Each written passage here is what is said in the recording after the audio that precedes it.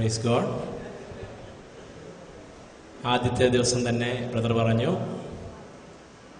ദൈവമാണ് എല്ലാ ക്രിയേറ്റിവിറ്റിയുടെയും ഉടയവൻ. ക്രിയേറ്ററാണ് എല്ലാ ക്രിയേറ്റിവിറ്റിയുടെ ഉടയവൻ എന്ന് പറഞ്ഞു.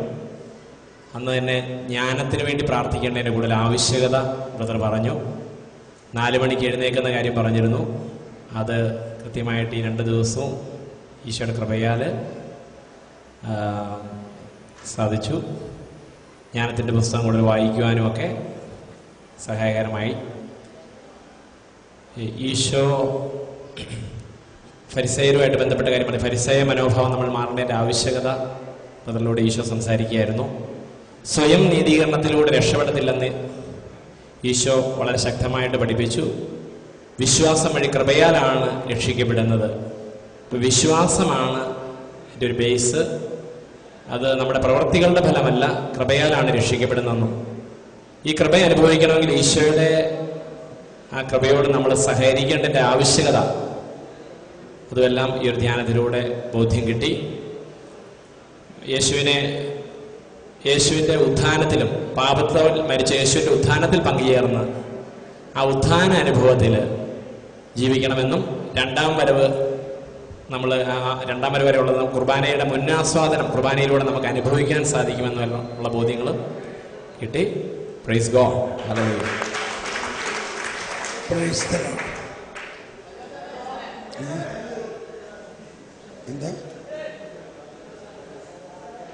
ആരാഞ്ഞ അടുത്തത്?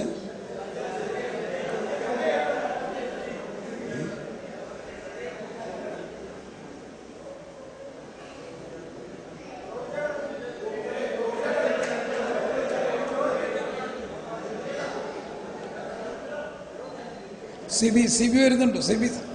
സിബി സാർ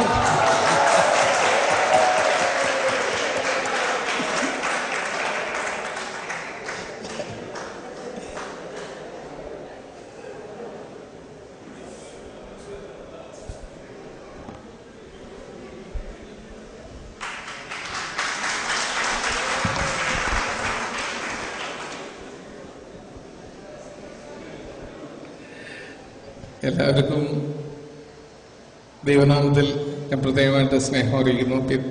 പ്രത്യേകിച്ച് സാറിനും സാറിൻ്റെ ടീമംഗങ്ങൾക്കും. ഞാനിതൊന്ന് വൈൻഡപ്പ് ചെയ്യാമെന്ന് വിചാരിച്ചു വന്നതാണ്. കാരണം എല്ലാവർക്കും വിശന്നു തുടങ്ങി. അപ്പം അതിനു വേണ്ടിയുള്ള ഒരു കാര്യമായിട്ടാണ് ഞാൻ മെയിനായിട്ട് ഇവിടെ വന്നത്. പിന്നെ ഇത്രയും ദിവസം മനോഹരമായ ഈ ധ്യാനം കാണുകയും കേൾക്കുകയും അനുഭവിക്കുകയും ചെയ്ത ഈ നല്ല നാളുകൾ, നല്ല നിമിഷങ്ങൾ നമ്മുടെ ജീവിതത്തിൽ ഉടനീളം ഉണ്ടായിരിക്കട്ടെ. അത് നമ്മുടെ ജീവിതത്തിലെ പുതിയ ഒരു ചെറിയ ഒരു സ്റ്റെപ്പായിരിക്കട്ടെ എന്ന് ഞാൻ പ്രത്യേകമായിട്ട് ആശംസിക്കുകയാണ്. പിന്നെ സാറിനെ ഞങ്ങൾക്ക് ഒരിക്കലും മറക്കാൻ പറ്റില്ല. ഇത് നല്ല മൊമെന്റ്സ് എന്നതിന് സാറിനോടുള്ള നന്ദിയും കടപ്പാടും ഞങ്ങൾ ഹൃദയപൂർവ്വം അറിയിക്കുന്നു. Thank you very much.